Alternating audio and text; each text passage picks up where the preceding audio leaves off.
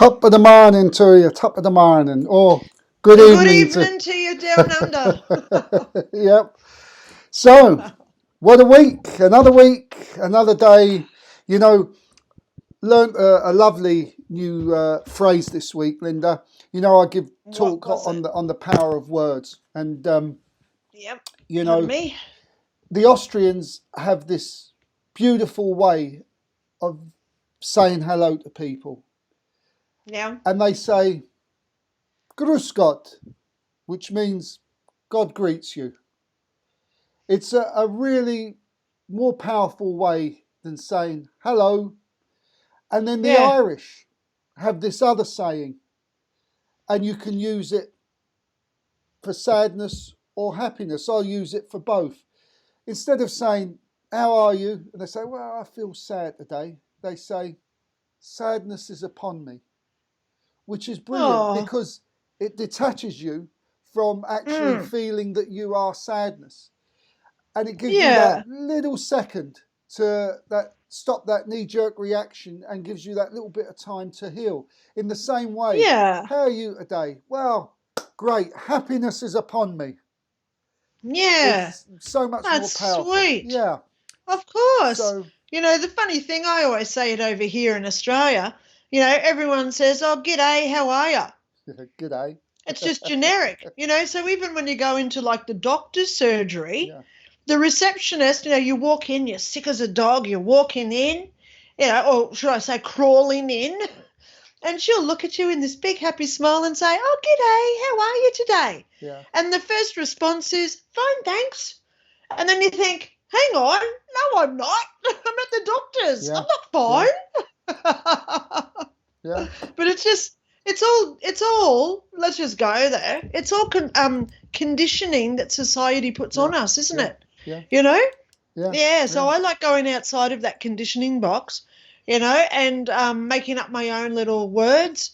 You know, in one of my videos the other week, I said, when you go to a party for the first time and someone says, oh, g'day, how are you? You know, because that's what we say. Yeah. And they say, oh, what do you do? Yeah. Don't tell them what your job title is because that's conditioning. It's not a shopping list. Tell them what you do. Yeah. You know, instead of saying, oh, I'm a customer service rep at the local grocery store, you know, I'm the checkout chick, you say, oh, I greet people all day. I try and make their day even better when they're only with me for 5 minutes. Yeah. So you twist it just that little bit. You're still telling people that you're a checkout chick. Yeah. Checkout chick is the lady who works at the checkout at your local grocery store, okay? That's what we call them here in Australia, the checkout chick. A difficult phrase to say when you've had too much drink. Yeah. But, you know, it's true, though. Yeah. So instead of just saying, oh, I'm a doctor, I'm a lawyer, I'm a teacher, I'm a police officer, tell them what you do that you're passionate about. Yeah. And we get out of that egotistical title, because that's all it is, you know, of what society dictates that we say, oh, I'm a doctor or a teacher or whatever, you know. But, you know, what a nice little slant when you just say, oh, I only interact with people for a few minutes, but I like making them feel good so they go off and have a great day. Yeah, yeah. You know? I mean, here's the other thing. You know, again, using words. Instead of saying we're sick, we should say I'm in recovery.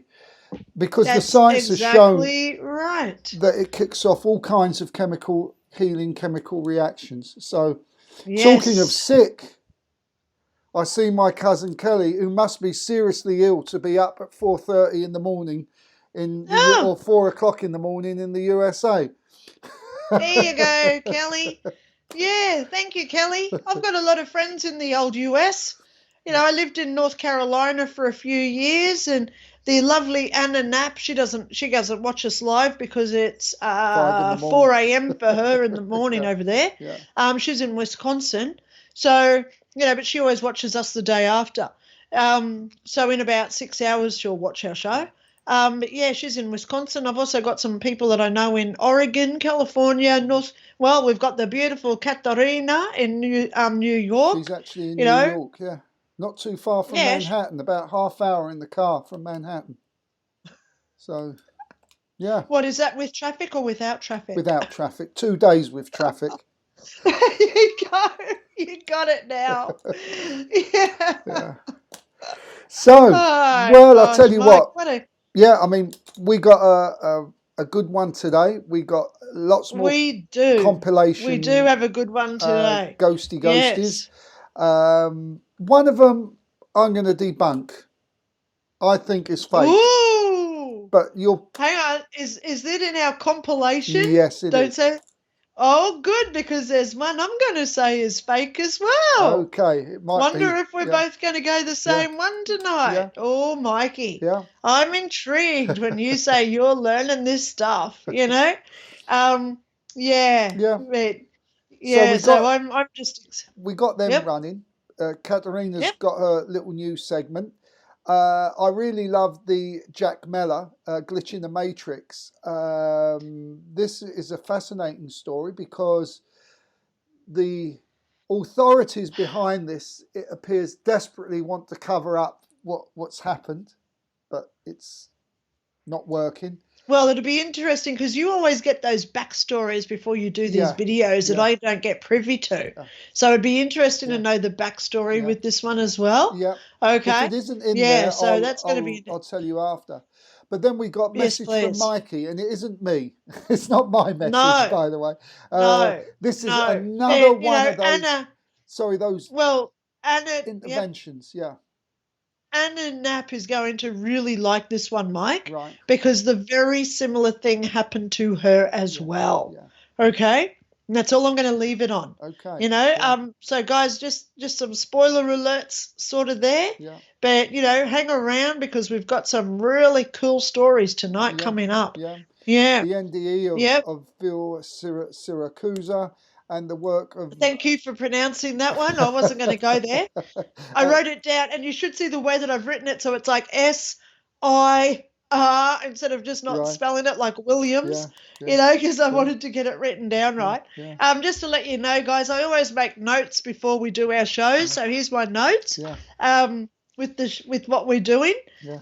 Yeah, because I obviously watch all the videos. Mike watches the videos before we do them. So he sends them to me, so I get to watch them when my computer lets me download them. So then I can forward and rewind and forward and try and debunk stuff and just listen for keywords that really do stand out when people are talking about angels, NDEs, etc. To give us all that hope and love of the universe that all this stuff is real at the end of the day. Yeah. Well, before we go over to the news, I just want to once again, last night we did a showing of the documentary Calling Earth, and this is about electronic voice phenomena, where people connect with loved ones in the spirit world through electronics, simple computers, answer phones. Kelly, this might be right up your street. Especially as we head towards what's that favourite time of year? Halloween. You two would go well together. Love Halloween. Yes.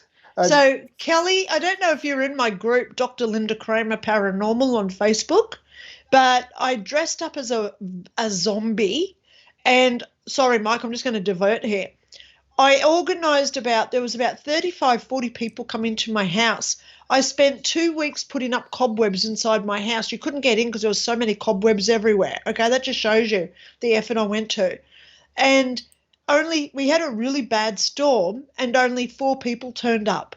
So we ended up going up to the mall, like a big shopping centre, and we found the body shop. So there I am in character as a zombie. I'm walking in and asking people if I could buy their arms and legs because it was the body shop. So there's a good video in there because a guy was filming it live, and we had the security following us around because there was a witch. There was me as a zombie. Tashi was dressed up as something crazy. We had the medieval wench there, like she's only a 14-year-old girl, a friend of Tashi's, but she, you can imagine her with the 2 big schooners of ale back in the medieval time because she was dressed as a wench, But, oh, geez, that was a fun Halloween, and this just reminds me. I actually estimated about 40 people to come that night. What if I had the same interaction, love, support, and fun times Yeah. if those people had all turned up? Or was it the universe creating a space where it was only the five of us, 4 plus me, and one of them was my daughter. Actually, it was 4 plus us, so it was 6. And, if we hadn't done what we did, we pulled up, there was a house up on the side of the road, and they had all the Halloween, they were having a big Halloween party in their front yard. So I have no idea who these people were because they're kilometres away from my house. And we just pulled up.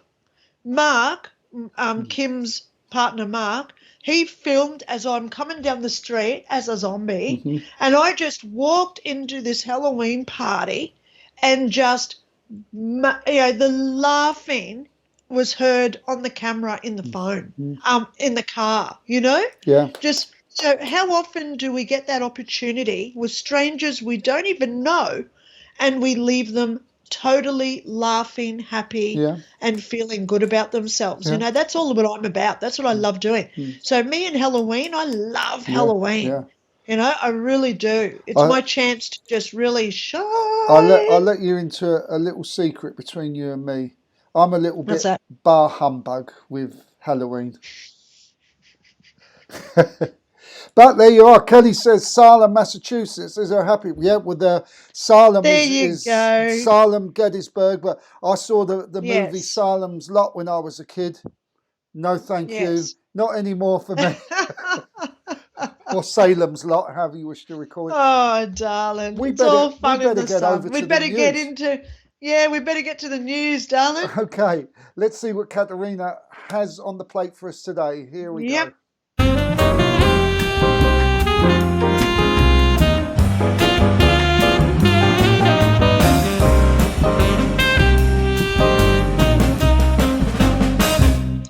Hi, my constantly curious, constantly searching friends. It's me, Caterina Antonina Campagna, and I'm here to bring you the open door news. You know, the news that makes you go, ah! Brr, or simply, what the why? What? Why? Why is no one else talking about it? Well, we're talking about it. We're talking about the 1920s. And for some, the rip-roaring good time hasn't ended, even in death.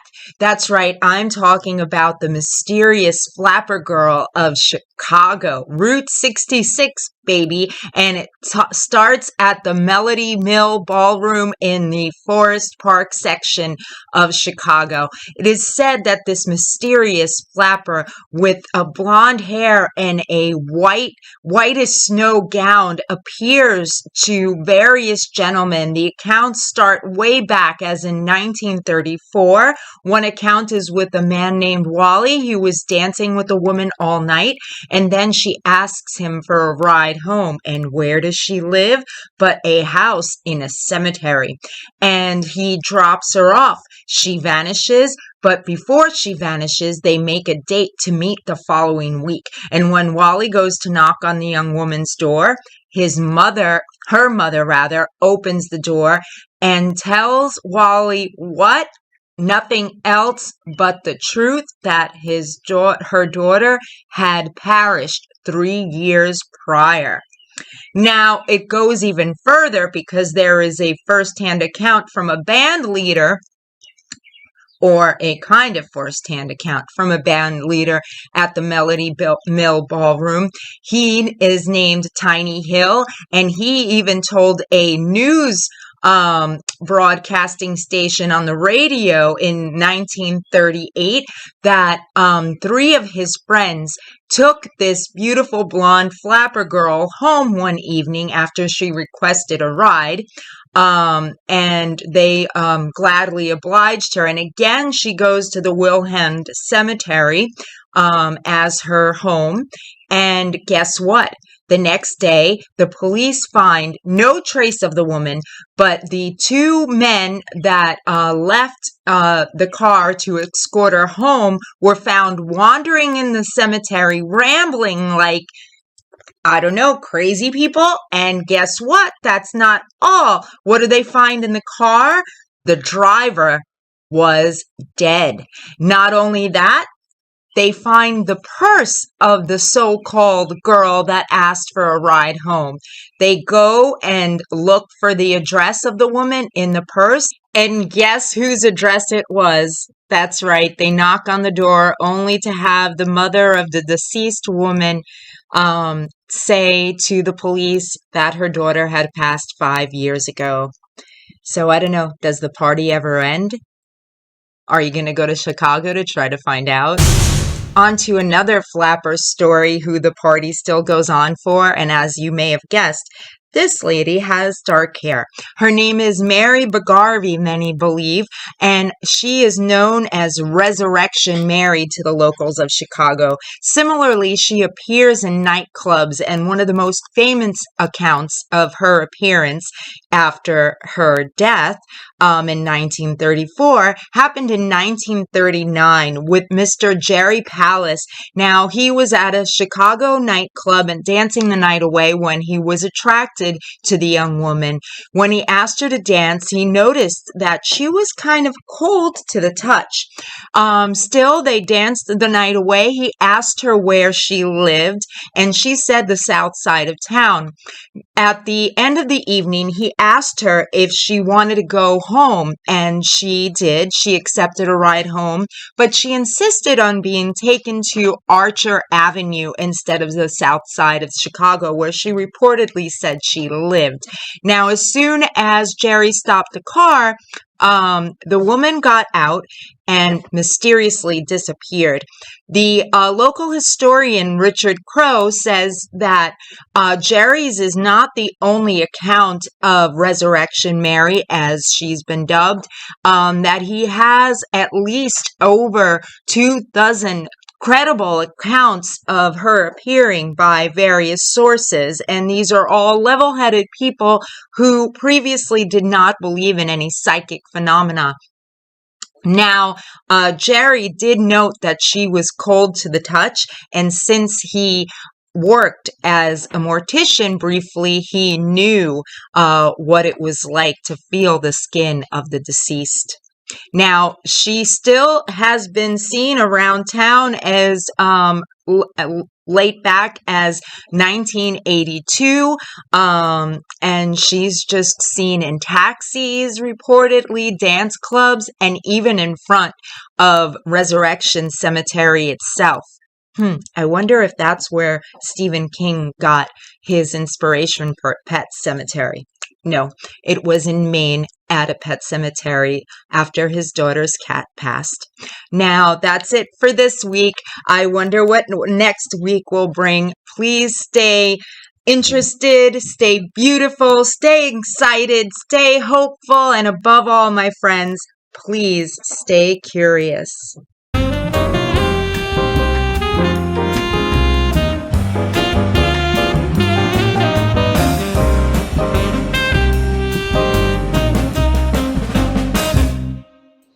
Well, that's just the trouble with those flapper girls. They just don't know when to stay dead.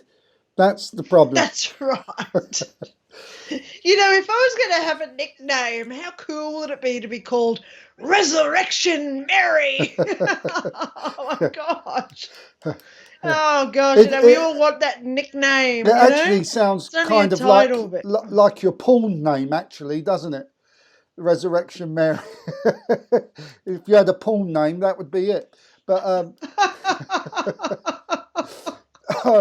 hey, come on, Mike, get your name out of the gutter now. Yeah, it's the company I keep, Linda. I'm sorry, but there you are. Greetings from Tracy. Are you in Magic Mike 3, by the way? Sorry. Are you going to be in Magic Mike 3? I'd be honest, didn't even know there was a Magic Mike 2 or 1. To be honest, so. There you go. Well, go look that one up, Mike. Okay. Magic Mike, okay? You might get a little surprise there. Okay. Us girls did. Okay. Hey, it's all good. Meanwhile, it's all good. Back at the lab. Well, darling, well, there is something in there I want to discuss. Yeah. Because I'm writing about, you know, my book, I said a month ago it was going to be out in a month, but I'm still going on it. Because every time I start reading something new, I think, I've got to put that in there. Yeah. I've been researching what is materialization. It is a scientific fact, okay?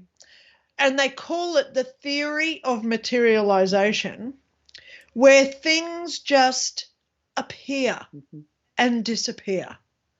At usually not so the object itself is controlled by an external entity. Yeah. I'll just call it that, energy, right? So we can virtually go along with the fact that this law of materialization would create that handbag to be sitting on the back seat of the car with her driver's license inside, with her address. So you go to the address and you find out she died 5 years ago. However, the question, what happened to the handbag and the contents? Who's got them now? Or did they just miraculously disappear again? Yeah. Okay? You know, because there's, like we're going to be talking about with the message from Mikey later. You know, this is something that I am really intrigued how they do this sort of stuff. You know, I will go there. A few years ago, I said to my daughter, we're going to get dressed, we're going to go down to the shops. I looked throughout the whole house for an hour for my jeans. They were gone. So I ended up putting on a pair of other pants, and I said to Tashi, put on your pants as well. So she was searching for her pants. I was searching for mine. They were gone. So we got dressed in other clothes. I grabbed my bag and we went down to the shops, bought some stuff. I went to pay and my credit card was not in my handbag where it usually is. And I said to the lady, oh, my God, I feel so embarrassed. I can't buy these. I've left my card at home. I'll come back. So we came back from the shops. There's my jeans and Tashi's pants neatly folded on the end of my bed, and my credit card was sitting on the kitchen bench right in the middle with nothing else around it. Yeah. Why do they play these games? Firstly, you know, each ghost has their own mentality, okay? But why play those sort of games, and how the heck do they do that? Yeah. You know? So that's one of the stories that has actually happened to me, Yeah. you know? So I do like materialization stories, like Resurrection Mary and the Flapper Girl leaving her handbag in the back of the car. But where does it go? Does it hang around? You know, has someone still got it and they put it in a glass case and display it in a museum? You know? Well, I'll tell you, so that'd be an interesting. I had a hat and gloves disappear in mid-winter, and this is the second time it's happened, and they'll turn up again. Yeah. For next winter, they'll turn up again. And the other thing is about materialization. In the documentary yesterday, Calling Earth, they had a little segment where newspapers are ported or materialized, and they were papers from 1945. And these people took completely unused, unread, absolutely crimson condition. They took the newspaper to paper and print specialists and said, this paper and this ink was from that 1945 period. So it's not just the material, they have the exact frequency match of the time. So genius. When we talk, so this is where I'm trying to debunk this in my book, okay, about ghosts. Things disappear, things create. There is some sort of portal, vortex, time slip occurrence that this all happens by. They know how to do it, but we don't, because we're stuck in this third dimensional world, right? But, you know, when we get items from the past, we, you know, it's almost like they go into that time slip of, which I call time distortion, by the way. That's my term, time distortion, which, you know, it is out there in scientific fields, but they don't really say much about it, because I think it's just my theory that I should just publish a damn scientific paper on. Wouldn't that be cool?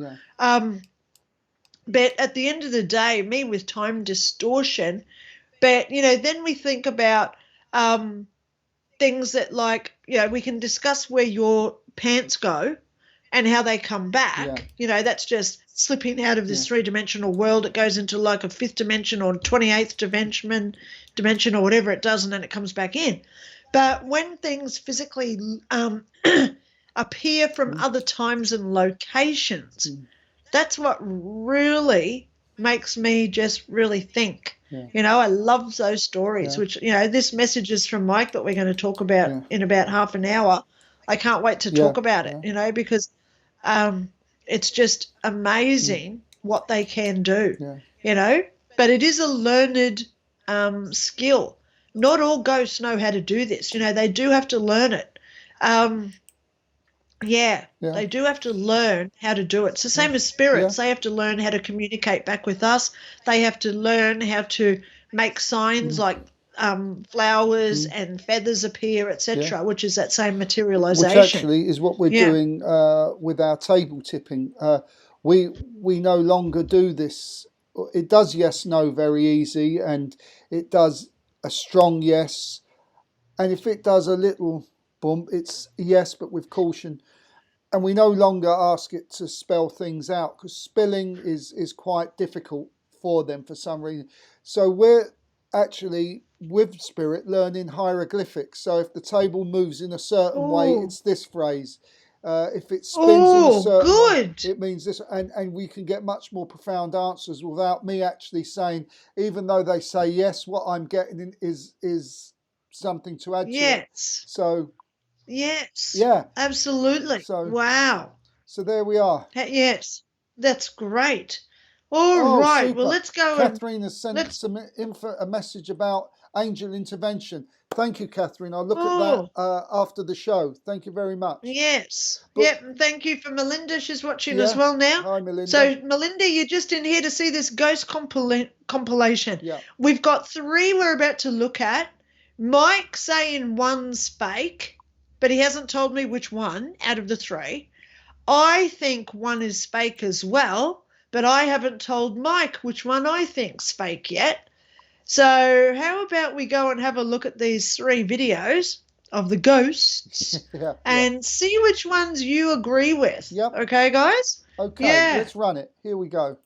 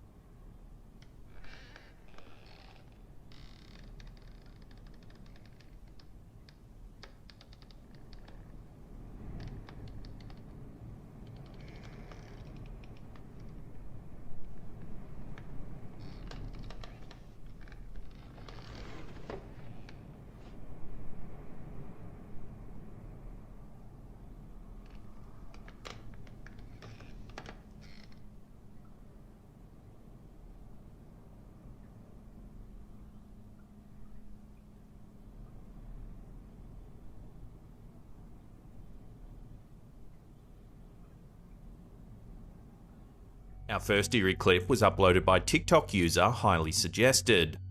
The homeowner in the video was experiencing some unusual things around his house, strange noises, inexplicable shadows, and so he decided to set up a stationary camera to try and document the mysterious events. Take a look at what was captured.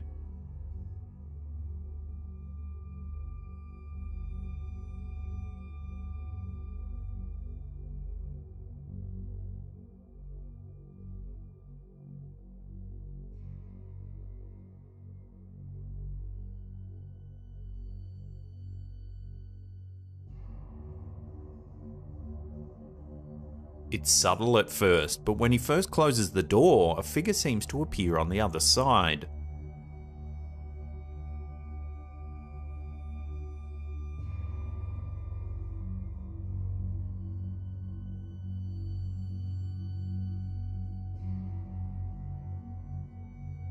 But when he opens the door, there's nothing there.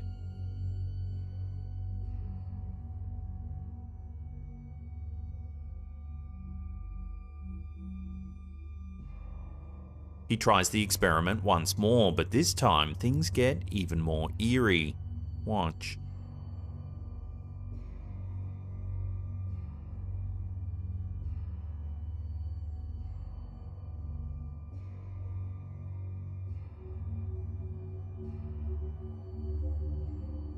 Once again, a figure seems to appear, only this time it looks like it raises a hand to the glass.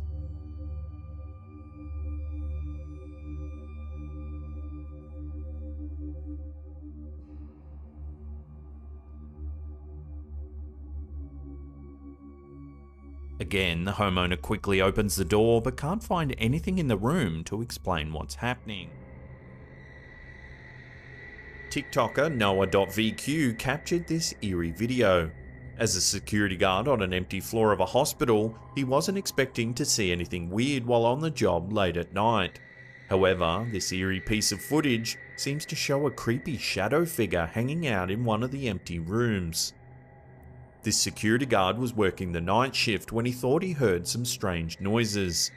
The hospital where he works is fairly empty, and the floor that he was assigned to was totally deserted. If he was completely alone on the floor, it makes sense that he'd be a little uneasy, hearing unexplained sounds.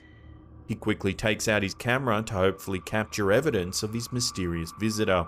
Some noise coming up right now. It's kind of freaking me out. So. He walks down the hallway, slowly peering into each room that he passes. Unfortunately, one of the rooms doesn't look as empty as the others. As he passes the room in question, the camera captures a shadow that appears to be looking out a window. At first, the security guard continues down the hall. When his brain has had time to process what he saw, he slowly returns to the room for another peek. By the time he returns, the shadow is gone. Some people who have seen the video believe it was most likely a hoax with an all too human accomplice. However, several security guards have spoken up, insisting that guards rarely get company on their shifts. Others are certain that the footage captured a real shadow creature, a specific type of spirit that lurks in the shadows, tricking witnesses into questioning their own perceptions of reality. So, well, I'll give you my thoughts. Hang on, let's just start with video one. Okay, video We'll one. go through each one. Yeah, the video one, which is, it's like an attic Yeah. with the chair. We've got the horse moves in different directions, Yeah. the rocking horse. Okay. Yeah. What's your thoughts on that one, Mike? Well, my first thoughts would be that it's pretty real. Of course, it's dark, so strings and people in different corners of the attic can be out of camera sight. But what intrigued me was the rocking horse slid sideways. And I know through doing work with the table, with our hands on it, the table has slid. It didn't walk it over. It just like pushed itself over. So from that perspective, and if we assume that it isn't strings, that is a paranormal experience. Though I wouldn't like to live in that house, because if you can see sunlight through that roof, then water's going to be coming in. So that's what I think. What do you think? So, did you see the other thing? The shadow, yeah. So, guys, if you didn't see it, where the chair is right in the middle, there's a pole behind the chair. Yeah. And a man wearing a hat, because I watched this in the dark the other night because I love watching ghost videos at night time in the dark. So they're very lit up on the screen. He's wearing a hat. He comes out from where the chair is as a pole. I'm going to play it while you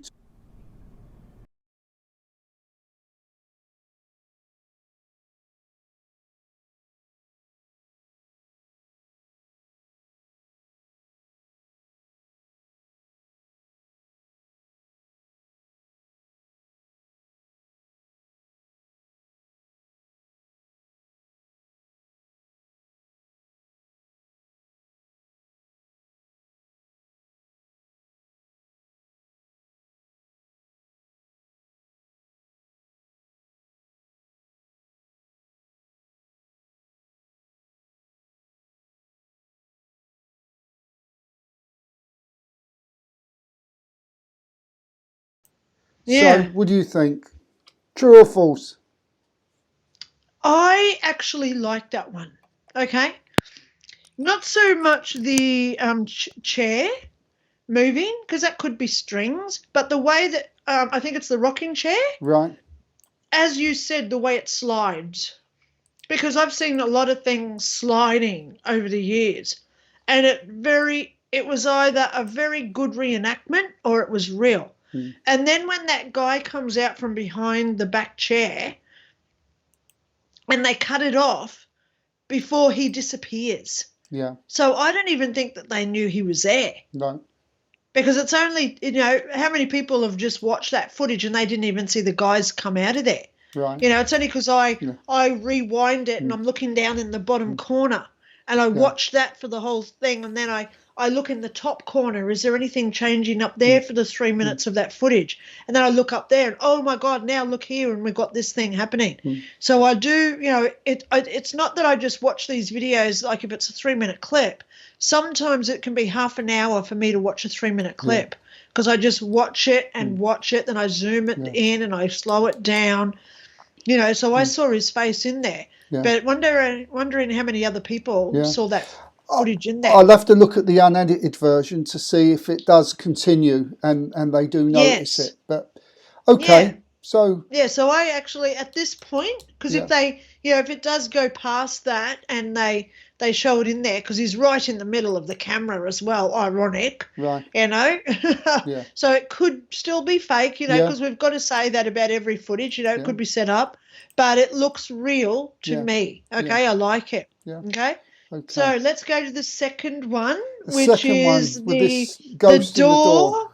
The door with the. Yeah, I think this is fake. I totally agree. And because the kicker, right? You say it, I'm sure we're gonna agree. Okay, I saw a video where this guy shows how they make it. Right. Inside the room, they use a projector. Right. And it's shooting onto the back of the door. Okay. The first hint that gives it away is the fact that he turns the light off when he closes the door. Yeah. Because it's a projector. Yeah. And what he's actually doing when he's turning off the light, that's starting that hologram to appear on the glass. Right. So I've actually seen where they do this to debunk it. Okay. So the first question I had was, why is he turning the light off inside the cupboard? Yeah. Right? Yeah. Because if you wanted to see what was in there, you'd leave the light on, right?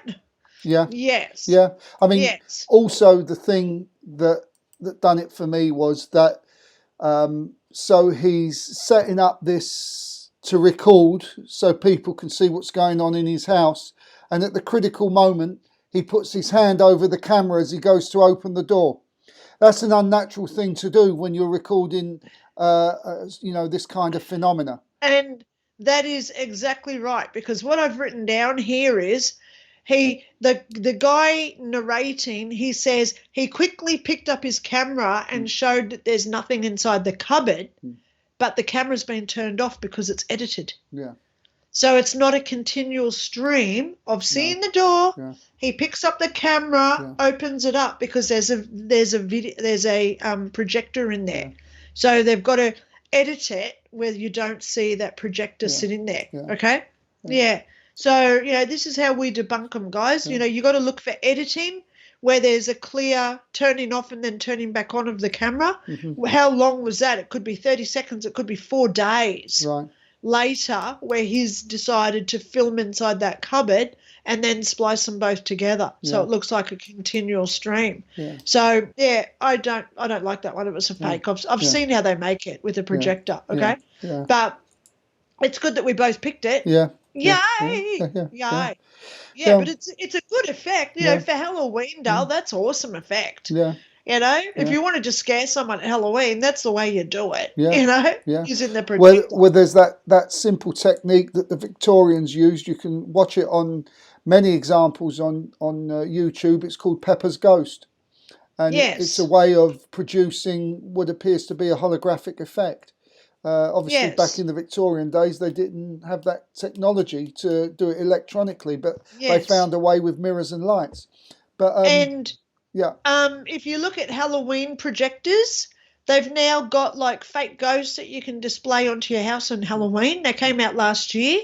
So you set it up in your front yard, and it's like a light that is shown up, and it creates like a ghost on your windows that's just like doing this, looking out of your windows. Yeah. So anyone from the street, it would look like there is a ghost inside the house looking out. Yeah. Okay, but we know that it's a trick because the camera is actually in the yard. Yeah. Okay. Yeah. Yeah. So the last one, the hospital shadow, Mike. What do you think? Well, hospitals are packed solid with spirits and ghosts. It's entirely possible, but while it's edited the way it is, I'd have to sit on the fence with this one. But I do know hospitals are one of those places that are extremely haunted or have a lot of spirit floating around them. So I don't really know, because there's too much cutting, too much editing in it. Yeah. What do you think? That's right. Okay. First of all, I'm going to agree with you because I would call it the unfortunate gift. Whenever I go to hospital, they all just come to me because they see that I can see them. So we make that eye contact where I call it the bug eye. They go, because they look at you and it's like, oh my God, it's a double take. They look and they go, oh my God, I see you, right? Yeah. So I do agree with you there. Hospitals are a hotspot for ghosts and spirits, right? But there's a few things that tend to make me think this is real. One, when you slow it down, and I had it through the earpiece, you can take away the guys talking, so you can just hear the actual original footage, and you can hear his footsteps on the floor. So if you can hear his own footsteps, if that was a person, you would hear their footsteps inside that room. Right. Going to, like, they could come around the bed and hide behind the bed, or they, as he's going down, they just run out the back door as he's walking down the corridor before he comes back. But you'd hear them unless they're wearing socks, okay? Okay?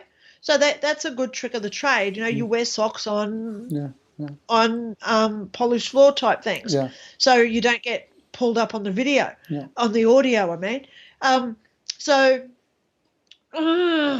I'm half inclined to say it's real only because I know that there are so many spirits and ghosts hanging around hospitals. Yeah. Okay? The fact that we've got a night security guard working alone in a hot spot of activity, it would deem then very highly likely that he would catch some stuff. Yeah. Okay? Yeah. Is this, though, the stuff that he caught, or was it just him pranking out his friends to say, oh, I got scared last week at work? Yeah. You know? Well, apparently, by the way, in the unedited version of that, they mention that it is normal for security guards to work alone rather than in pairs. They actually said, did say that too. Yes. So, you know, I've been in hospitals a lot over my lifetime. The securities don't walk around in pairs. I've always only ever seen one. Yeah. So, you know, to me at night time, that'd be the same thing. They'd walk around by themselves, especially like vacant wards. You know, I'm just going to go conspiracy theorist here. You know, over the past 2 years, we've had supposedly no beds vacant. So how old is this footage? Yeah. Yeah. You know what I mean? Because all the beds, you know, as he's going past, the room was empty. And I was thinking, how old is this footage? Because apparently for the past 2 years, you haven't been able to get into a hospital because of all the C patients, you know? Oops. So interesting. We've only been going about 49 minutes, Linda. Don't get us thrown off just yet. Let's go over and listen to Jack Mellor. But, you know, yes, let's just go there. I just don't want to talk anymore about it. Jack Mellor, On air. I don't want to talk about it. Okay, Jack Mellor. What an interesting story this one is. Let's go do in it. The Matrix, a very fascinating story. Here we go. Mm-hmm. Throughout middle school, there was this kid in my grade named Jack Mellor. Jack was your typical nerd stereotype kid, with rectangular glasses, acne, shaggy brown hair, a small circle of similar friends that he hung around with as well. You get the picture. One particular thing about him is that he always wore sweatpants for some reason. Some kids actually had made fun of him because of it. He would always wear it every day of middle school. He'd come to school wearing those loose-fitting, straight-leg sweatpants you often see kids wearing. These are important details for later, which is why I'm mentioning this now. One day during the summer after 8th grade, all the parents of the kids in my grade got an email stating that Jack Mellor had tragically passed away in an accident. Naturally, my parents and presumably many other parents in town sat down with their kids and informed us all what happened, and why our classmate would not be returning to school in September. Being as though this was during the early days of Facebook, a myriad of RIP Jack Mellor posts started to circle our community's Facebook page. Parents, teachers, classmates of his all posted about what a tragedy it was and how he would be dearly missed and whatnot. I myself had a friend whose mom was close friends with and worked with Jack's mom in the same hospital. We all got the grisly details of what exactly had happened to him. Fast forward to September and the beginning of 9th grade. The sun is shining and girls are getting dress-coded for their off-the-shoulder tops. Freshmen such as myself are struggling to figure out how to open their lockers, etc. I'm sitting in the homeroom waiting for my name to be called when all of a sudden the teacher reads from the roster, Jack Mellor. I sit up in my seat, confused, and look around the room to find many other confused faces just like mine. The girl next to me whispers, I thought he died in August, and I replied, I know that. What the? Here, says a voice from the back row. I turn around in utter shock and confusion because right there, sitting 2 rows from the left back down, was Jack. Many other kids did the exact same thing after a few seconds. Nearly every eye in the room was pointed at a kid who responded to the name Jack, who had shaggy brown hair, rectangular glasses, acne, who was also wearing a pair of ill-fitted sweatpants. He looked identical to Jack Mellor, and was even wearing the iconic sweatpants we had all known Jack to wear every day of his life. He looked confused as to why everybody was looking at him. The teacher went on reading names from the roster, looking visibly confused herself. Eventually lunch came around and I saw in the lunchroom that many of the classmates had sought out this Jack Mellor and were bombarding him with questions. We all thought you died. What's going on? How are you right here and you're not dead? What is your last name and how is it different from last year? Jack Mellor responded to these questions with the following explanation. He said, I'm not sure what you guys are talking about, but I just transferred here because my parents and I moved here from another town about 20 miles away. My name's always been Jack Mellor, and I'm not sure what you guys are talking about or why everybody's acting so weird. I'm alive and standing here right now. Eventually, this became such an odd and talked about phenomenon that the principal stepped in a few days later and addressed our grade in assembly. The abridged version of what he said was, I know a lot of you are confused about a new student, Jack Mellor, because of what happened in August. Jack Mellor passed away in an accident over the summer, and we just so happen to have a new student here this year with a very similar name and similar appearance. I don't want any more talk about this matter as it is settled as of now. Yeah, right. Happens to have the same name, looks exactly the same. Yeah, that doesn't wash. And then, you know, if it's absolutely accurate what the head teacher says, this matter is over. It's like the science is settled, you know, don't look any further. I think the interview went on to say that this was some CIA family, CIA involvement. I know they do use children without children knowing about it. But no, from what I know about CERN, Mandela effect and all the rest of it, to me, with the information we're given, this is a glitch in the matrix. What do you think? Something. It's something. Yeah. You know, CIA, or should I say canaries and aviaries, because I don't like saying 3-letter agencies like live on air. So the Canaries in Averys, they've been doing these psychological experiments since the 50s. You know, that's why I don't like advertising too much about what I do, because I don't want the black vans coming to take me away to a DUMB, which stands for Deep Underground Military Base, DUMB. You know, I actually have written stat decks and given it to my family. I've got them hidden at other people's houses. So if I do disappear, people know it's not of my own free will. You know, that's just how much I want to protect what I do, you know. So what are they capable of? Because we all know that they've been using psychics. You know, I like going back to the books, and the author who I absolutely love and cherish is Stephen King. Mm-hmm. His books are written so accurately with the descriptions. You know, the one I like is, you know, just to go a little bit off point so people understand what I'm talking about. In The Shining, the chef called Halloran, he used to smell oranges or citrus every time something bad was about to happen. How would Stephen King know that unless he was actually experiencing it himself, or he had some sort of connection to a 3-letter agency that was doing those controlled experimentations? I saw an interest. Oh, he is. And I thank you for saying that. He, you know, you look at his history, he actually witnessed his friend when they were 12, his friend got hit by a train and killed. So there we go. We've got the trauma, we've got the paranormal, and we've also got weird experiences all in one experience for Stephen King, right?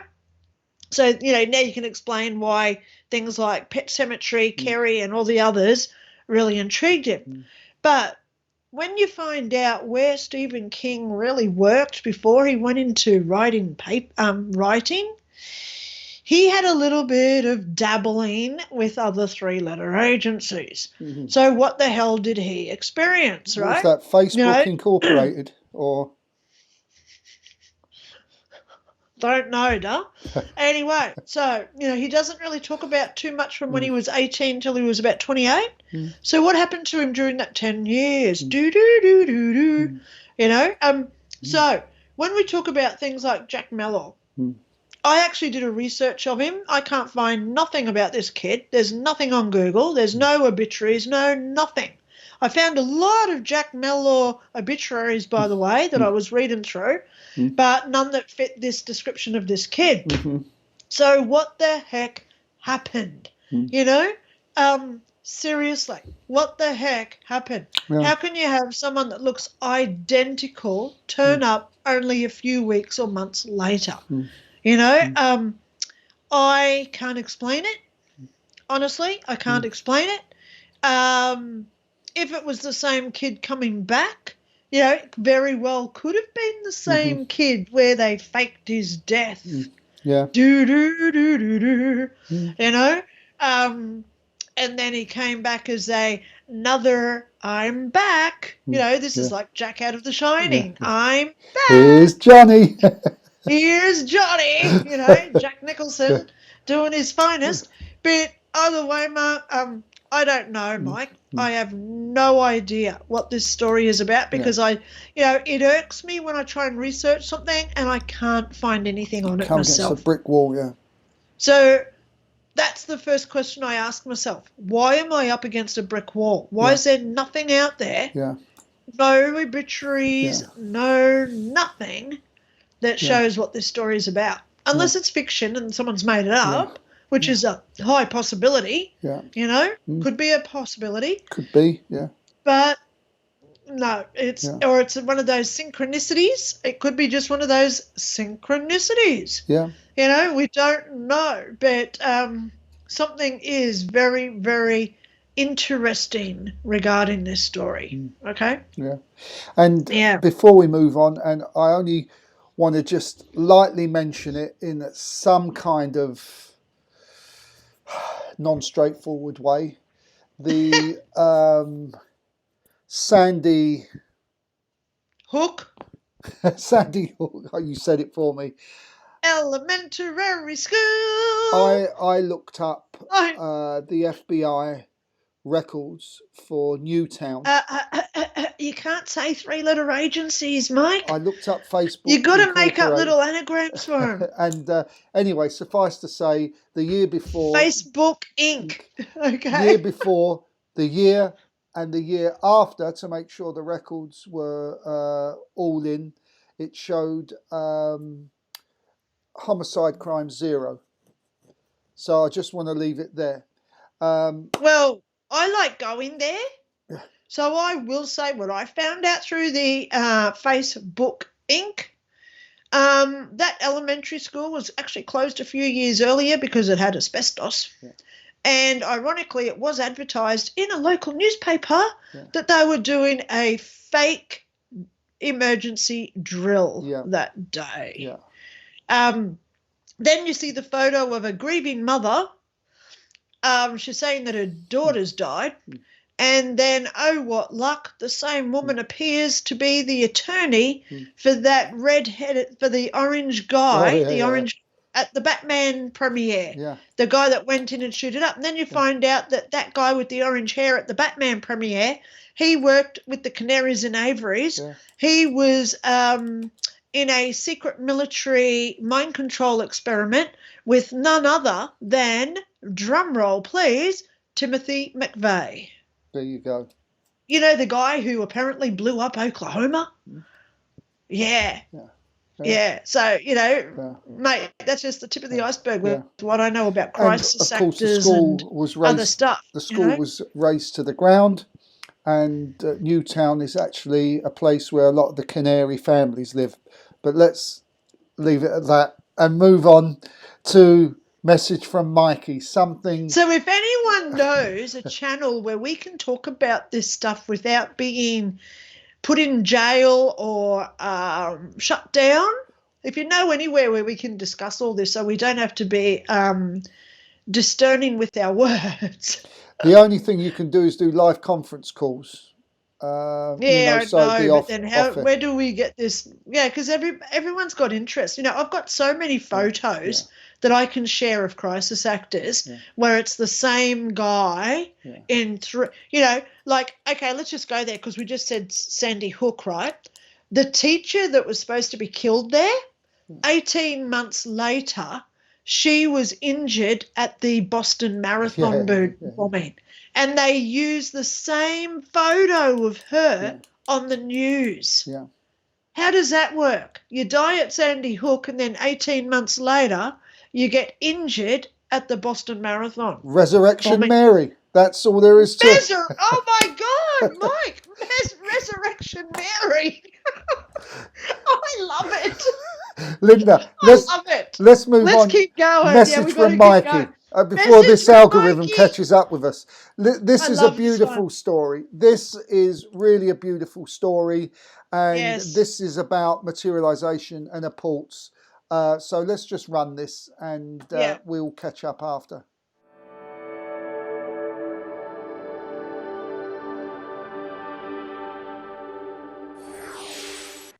Nine-year-old Mikey had developed an extremely rare and aggressive form of cancer that was attacking his body's connective tissue. And so once we spoke with the doctor and he told us that it was cancer, we began to weep in front of Mike. And Mike just said, "Don't cry, everything's going to be okay, just think of happy things." And he wasn't crying, he was trying to comfort us. They began the chemotherapy, which was just a nightmare, and he got extremely sick. It was just horrible to see a little boy in such agony when there was nothing that we could do for him. Mikey endured months of chemotherapy, radiation, and surgery. Throughout it all, he kept up his good spirits. After he had had chemo for quite a while, he wanted to go in the yard and throw balls to me. And he tried to throw the ball, and the ball felt like a piece of lead to him. And he was upset and said that he would never be able to throw a baseball again, and he was crying because he was so weak from the chemo. Grandfather Lee introduced Mikey to a new sport. We played golf in Lake Tahoe, his dad and I. Somewhere during the game, Mikey was along with us, and he wanted to pick up a club and try it. Can I try that? And we let him play. Yeah, Mike, here, try it. Okay, Mikey, let me show you how to do this. Grab this with your left hand, put the thumb straight down. It was amazing how he hit the ball. He had kind of a natural swing that was just amazing to us. Was that okay? Nice shot. From that day on, Mikey was hooked on golf. He read every book and magazine he could find and had a club in hand whenever possible. Oh, Mike practiced from morning till night. At home, at the putting green, at the driving range.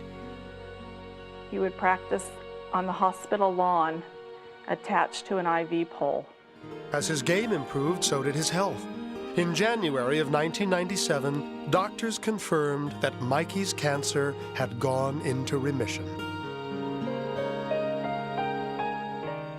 It was a happy time for the family, but the happiness would be short-lived. We learned that the tumor came back when we went in for another scan. And at that point, we didn't know what to do. But after months of unsuccessful chemotherapy, his body finally gave up. He was talking in his sleep about playing golf with his friends. And then he passed away peacefully. Mike passed away at home, which was our wish. Mike's wish was he didn't want any more pain. When it was time to bury him, I took his favorite putter and all of his ball markers that I could find in the house and put them all in a bag that he liked to keep everything in, and put everything in the casket. Mikey was my first nephew, my first sister's child. I started babysitting him when he was about 3 months old, and he was exceptionally special to me. Lynn visited Mikey's grave often, and it was during one of these visits that something remarkable would happen. I was taking some flowers up to the cemetery. Nobody was around. And when I came back to my car, there were 3 Canadian coins sitting perfectly on my seat. A quarter, a nickel, and a dime. I thought, where did they come from? And so I picked them up and I left the cemetery and I took them over to my parents and I showed my dad. She said, what do these got to do with anything? And I immediately saw they were Canadian coins. I found these. I said, I know the significance of these coins. We had put those in Mikey's casket, and he put these coins down there for you to give us the message. It was the first time Lynn had heard that Mikey used Canadian coins as ball markers for his golf game. And we both became just emotionally overwhelmed that these coins could be there. The coins couldn't even have fallen out of my pocket or purse because I didn't have any Canadian coins. No one was around. My car was just 4 or 5 feet away. If those had been there while I was driving around, why didn't the coins fall back into the crack of the seat? They were laying flat on top of the seat. So we thought, this was really strange, but, we didn't give it much thought after that. So then a month or so goes by, and I go out near the putting green because I saw something shiny.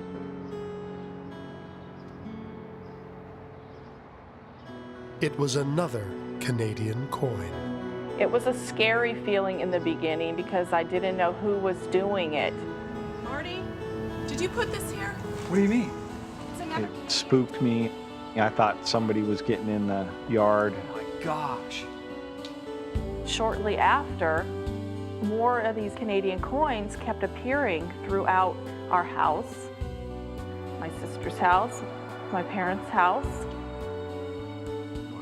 The coins were always found lying face up, brand new, and minted in 1998, the year that Mikey died. To me, I thought someone had been doing it. We tried to talk to other relatives and no one seemed to know how this could possibly be happening. My house has an alarm system and you cannot get in the house without the alarm going off. Daddy, I got another coin. Who could do it? How was somebody getting in my house to put these coins down, or in my backyard, or in my sister's car, or in my mother's house? Whatever the explanation, the mystery and the miracle of the coins have given the Lynns a profound sense of peace and comfort. Finding the coins makes us feel ecstatic. I mean, when you see the coins, your hair stands up. It's like, oh, it takes my breath away. The power of love. Isn't it gorgeous? Yeah, gorgeous. It's gorgeous. It's a cool, this cool material, trick. you know, it is called materialization. Yeah. It's a theory in science. You can go research it if you want. But you know, the big thing that I get that bugs me, Mike. Mm-hmm. You know, a lot of people, we bury our relatives and friends with coins and other mementos that we want them to have in the afterlife, right? She actually said in there that those coins were buried with him. So they dematerialize inside the coffin, buried 6 foot below, and then they rematerialize or reanimate, okay, on the seat of the car. So, you know, it is an amazing theory in science. I am researching it. That's why my scientific my book about ghosts is taking so long, because I'm doing this research, and it's doing my head in because I'm not a scientist. You know, I've got a PhD, but that's in philosophy, my doctorate. So, but I'm just trying to get my head around these concepts of how they do this. Yeah. You know, because it's such an, you know, whether it's coins, feathers, you know, I always say to people, ask for something that is so out of the ordinary that when you find it, you know specifically it's from them. Yeah. You know, like here in Australia, we don't get American coins. No. In America, they don't get Australian coins. So ask for a coin from a different country and a specific coin, you know, like a dime, which is a 10-cent American piece, or a quarter, which is 25 cents, you know, or our Australian 50-cent piece, because then it's rare and, it, you know, it's not just the country, but it's also the denomination of the coin. Right. And, you know, then you can also go like the extreme of this one, where it's minted from 1998 when that boy died. Yeah. You know? You know, Yeah. you look at, well, I found a coin the other day and it was 1982 and it's, you know, you can hardly read what's on it because it's so old and it's, you know, it's had a life, that coin that I found, because it's 40 years old now. And, you know, mint condition coins that are like 15 years old. How hard, you know, it's just not, sorry, my daughter's just walking around because she's here. So, you know, it's very rare to even find mint condition coins, let alone from a specific year. Yeah, so good on him. Good on Mikey for learning how to do that one. You know, what a good little boy, you know. I'd be saying that. Thank you so much for learning that one. Keep it up, Mikey. You know? I wonder when it stops, when the parents feel that they've, well, the grieving never ends, I guess, but when they're over that point of the real suffering, as it were, the real heartfelt pain, and they're moved on to life is just painful without Mikey, I guess that's when it stops. Or not. Who knows? Well, let's just go to the other extreme. When does it start? Because, You know, someone said to me the other day, it's been 3 weeks since my mum died. Why haven't I received a message yet? And I said, because she can feel your pain, because where she is now, it's all energy. It's emotion. Yeah. If she knows that you're still grieving her to the point where you can't bear it, she won't come through while you're in that state of grief. But she will come through when she can feel, because it's emotional energy, when she feels that you can handle mentally the fact that she's going to give you a message, that's when you'll get it. And like in this story, it took them 3 months. Yeah. So Mikey's giving them that 3 months, because remember, there's no time up there. No. He didn't just sit there and say, okay, it's the 12th day today, I can't come through for another 2 months. He didn't do that, because there's no time in heaven, because it's all that energetic connection. And that's why they come through at a certain point of our emotional energy. Yeah. It's nothing to do with time. So when does it stop, like you just said, Mike? Yeah. When we... It's not that we're turning it off and saying we don't need it anymore, but we've healed that grief to the point where we don't need it anymore to help us heal. Because remember, spirits are the ones who go to heaven. They are all about healing. Okay? Ghosts are the ones who stay earthbound because they don't want to heal. They're staying in this lifetime. Okay? Okay. So, that's just... Good. Well, we're running out of time, Linda. Yeah, let's keep going, darling. We've still got to look at Phil. Yeah, let's have a look at Phil's NDE, another interesting NDE. We'll talk about this after. In 1981, I had a near-death experience. My near-death experience happened in 1981, Staten Island, New York. I was in the dentist office, and I remember they were getting ready to work on my teeth. I felt myself about a minute or two in as they're working on my teeth, and I'm breathing this nitrogen in. I'm floating out of my body. I'm leaving my body at this point. And I'm like on the ceiling looking down at everybody working on me. And I'm like trying to say, hello, hello, can you see me up here? But obviously they couldn't see me. And then I was pulled through the roof of the dentist office and up into the sky. And I remember the garden and the landscape in heaven that was like no other. But the most significant thing that happened to me was this angelic being. She had long blonde hair, crystal blue eyes, no wings. And as she was drifting towards me, I felt her energy, her vibration of love, her essence of the true meaning of pureness. And she's somehow pulling me through these fields, through a vibrational energy, not by hand, and showing me around. And the garden and everything is just immense, beautiful, and bliss.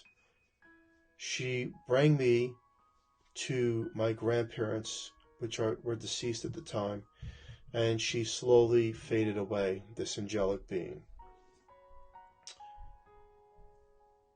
When I met my grandparents and my grandfather, who I never met in the physical realm, that was a restoration of my journey of We Go On. A year later, at the age of 15 years old in the physical world, I remember being in the backyard in Staten Island, New York, of my parents' home on a nice day, and I, through my mind, was asking God, if I was really at your home, please give me a sign.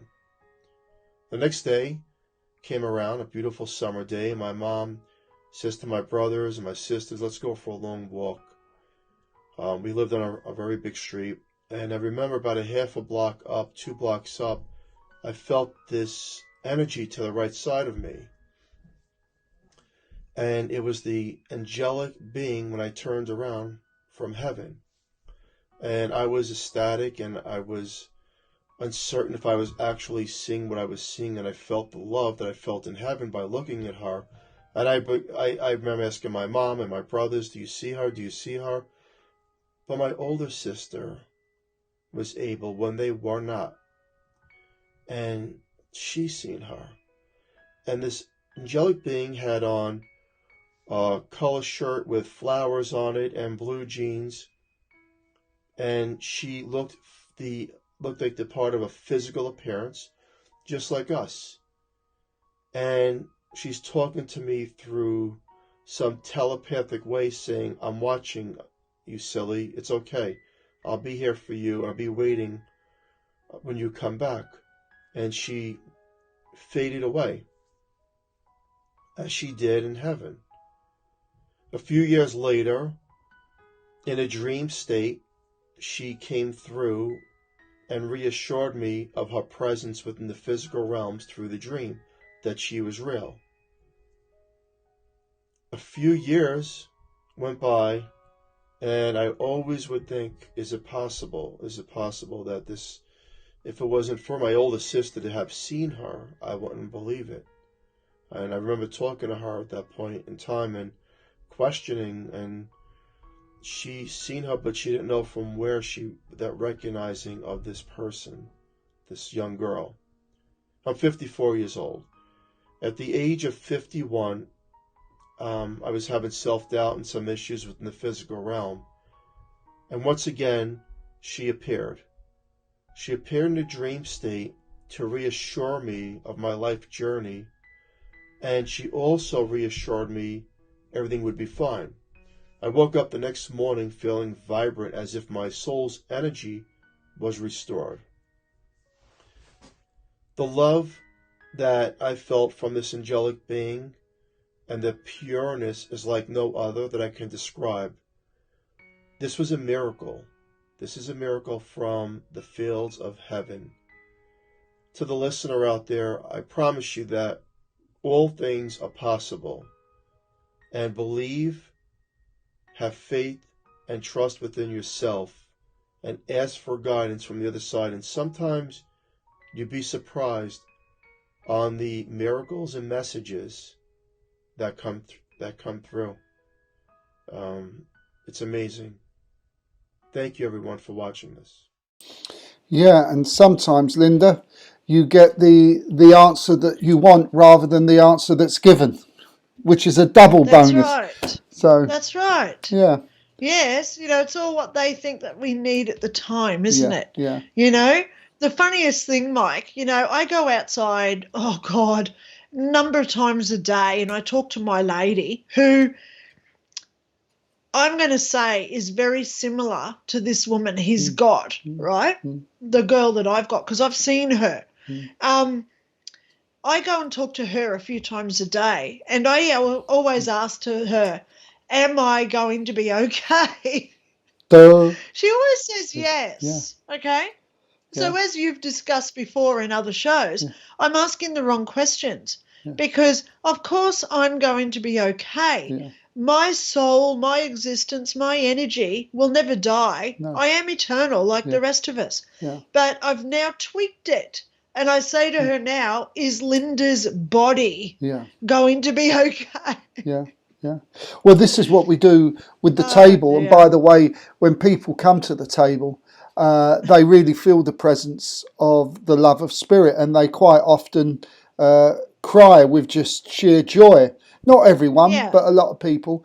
But that is exactly it. When a lot of people come and would say, for example, will my husband or my wife, for example, survive the operation? And the answer will always be yes. Because yes, they'll survive and live on the earth plane, or yes, they'll survive and continue their journey. So it's the wrong question. You should be asking, after the operation, will he or she survive the earthly body? That's right. Yes. Okay, and that's just the first part of it. If it's yes, then how much time will that person have as a projection, as a trajectory? So these are not straightforward yes/no answers. But the important thing is to get the fundamental question right, because I know from my experience, spirit don't care what you mean. They will answer the question. And that question is the frequency you're vibrating. They answer, So, funny thing, when I was in heaven back in 2001 when I died, one thing that my great-great-great-great-grandmother never told me was my end date of this Linda existence. And it's something that many, like I don't think there's any NDEers out there who have actually been told you'll be going back for 25 years and then coming home permanently. No. They always say, you've got unfinished business, ta-ta, see you later, you're out of here, go back to your body. You know, but they never say you'll be back here in 2036 or whatever. Yeah. You know? Yeah. I mean, I was listening to an interview yesterday with Lorna Byrne, the lady, Irish lady that sees angels, and she was telling her story on how she was told that this is the man you're going to marry, but you won't have old bones with him. And but they wouldn't tell her how old it would be before he passed. And he did get very sick. And she did ask God, she said, just for more time with him. And she said, God replied and said, I'll give you more time, but never ask again. And he went on for another 2 years or something, and then eventually went back home. But it's true, they never give you a time. I mean, this can be a very big shock to people. Because imagine if Spirit said, and I asked them, Mike, you know, how long am I going to live? Well, Mike, they say you're going to live to 84. Now, that sticks with you. Come your 84th birthday, it's either going to be great or misery that whole year. Oh, darling, you know, I do it a lot, thinking what's meant my end date, because I've been there before, you know. Yeah, I don't care about it, to be honest. I don't really care either, you know, because at the end of the day, I know that I'm doing my life plan and my life contract and my life lessons, and as long as I'm trying my best to get through this one, so then my next one's even better than this one, you know, because that's always, because, you know, we do come back to relearn the same lessons again. You know, and it's not like you die in 2087, so you're going to come back here in 2088. You could be going back to 1966, like when I was born, and you got to live at the same time as Linda Body, and do it all, you know, live through COVID again and again, and 10,000 times more again. You know, oh my gosh! So But, you know, people say, well, why do I'm never coming back to this life again. And I say, well, that's only your ego from this existence. You know? It really is. And Catherine says they only ask questions you really want the answers to. And I would go actually one further and say only ask questions that you're prepared to hear the answer for. That's exactly So if you think you might not like the answer, then you shouldn't ask the question. But fundamentally, Well, how many women ask me, am I ever going to get a boyfriend? Seriously. Because a lot of times the answer is not yet, and they don't like it because they're not prepared. They want to hear, yes, you get in one. Well, so why pay a psychic? If that's what you want, go out and create it. Linda, you don't have to be psychic to actually know there's 2 billion people on the planet, and it's inconceivable that there isn't one person there for you. So you don't need a psychic to know that. But exactly. Listen, let's go and we're going on. Alison Dubois. I love her. French Canadian. I love her. And then we better wrap this up. So here we go. Yes. So the first thing he said, and what sets the tone for the reading, because it tells me about the dynamic of your relationship, he said, my mom was the absolute best. All my friends loved her. So you're the mom that all the friends wanted to come to your house because you'd feed them and like take care of them. They could talk to you. So he's thanking you for being that mom. You were the mom he would have chosen. So he's letting you know that. Also, you were his best friend. So he's referencing you being his best friend. You were who he trusted. And so he says there were some things he didn't tell you because he didn't know how you'd take it, and he's sorry about that. But he couldn't stay. Do you understand that? Yeah. Okay. Sometimes he surrounded himself with the wrong people, too. So he's apologizing for that because you told him and you were right. Do you understand that? Yeah. Okay. Yeah. He communicates through music. He says not all people think it's great, but he likes it. So he's talking about the music being from him. So that feels specific to him as important. Also liking the music that all of his friends play for him. So music does feel important to him. He was also laughing about tattoos and people wanting to get tattoos for him that normally maybe wouldn't have gotten tattoos. Right. And he just thinks it's hilarious. So is that you, or is it just friends Nope, of but his? everybody else. Okay. Okay. So, but he likes that. It makes him feel special. He did reference that he talks to you all the time in your head, but you keep thinking it's not him, but he keeps trying, so he had to get you here. I asked him about his passing, and he hesitated, almost like he didn't want to talk about it. So he stepped back a little bit, and I said, how did you feel? And he said, he talked about his head hurting or not being right, but also it was hard to breathe. So he talked about it being hard to breathe. Yeah. He doesn't want you to think about the moment he died. Right. He says you fixate on it. It's not good. He wants you to think about him being a little boy. And that being where your mind needs to be in order for you to heal, okay? Whoever killed him, he feels like he was a sucker. It feels like the person who killed him, there's no honor in how it was done, so it feels like a cheap shot. Yes. So he's acknowledging it was a cheap shot. Yeah. Okay.